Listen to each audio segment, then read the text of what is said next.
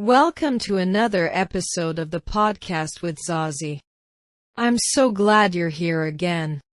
Today's topic is something incredibly simple, but also surprisingly powerful. It's something most of us do every day, but we don't always think about it: walking. That's right. Just walking. You might be thinking, what's so special about walking? It's just walking. But actually, walking might be one of the best things you can do for your body, your brain, your creativity, your mood, and even your relationships. Let's take a long, thoughtful walk together and discover why this everyday activity is actually life-changing. Walking is simple, free, and available to almost everyone. You don't need special clothes. You don't need equipment. You don't need a membership.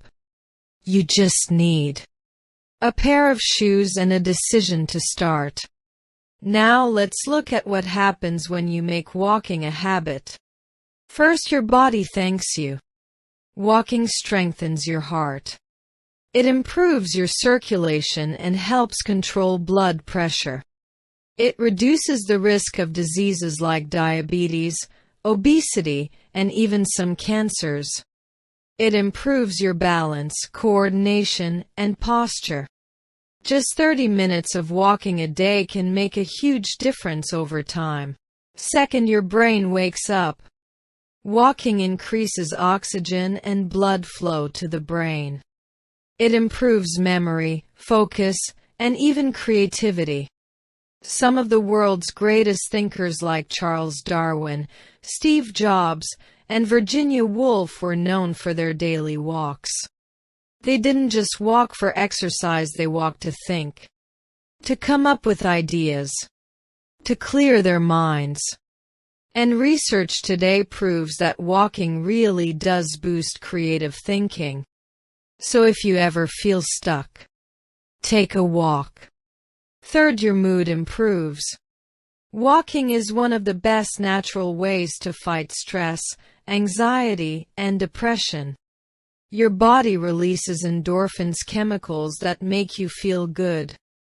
The rhythm of walking calms your nervous system. And if you walk in nature, even better. Studies show that walking in a park, forest, or by the sea helps reduce cortisol, the stress hormone. You start to feel lighter, more peaceful, more in control. Fourth, your relationships get stronger. Walking with a friend or family member is one of the best ways to connect. No screens.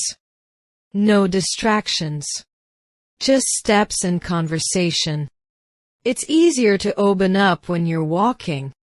You don't need to look each other in the eye.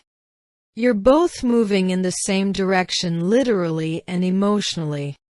Some therapists even do walk and talk therapy now because it helps people relax and speak more freely.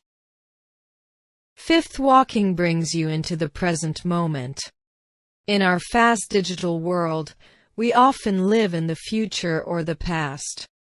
But walking can bring you back to now. You feel your feet on the ground. You hear the birds, the wind, the people around you.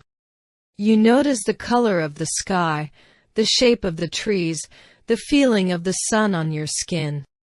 Walking is a form of moving meditation. And now, a short story. There was a man who felt lost in life.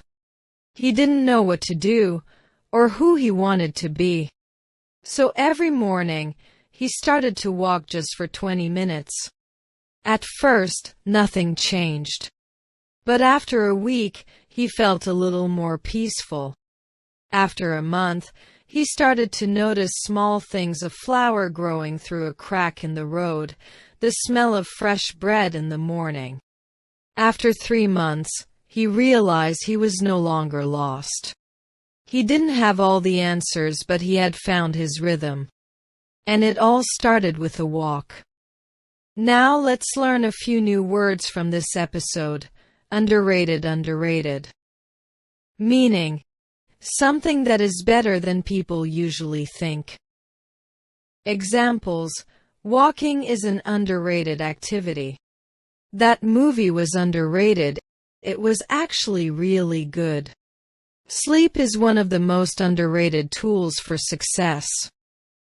Circulation.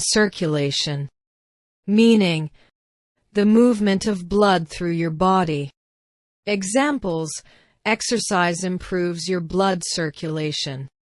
Good circulation keeps your body healthy. Smoking can damage your circulation system. Endorphins.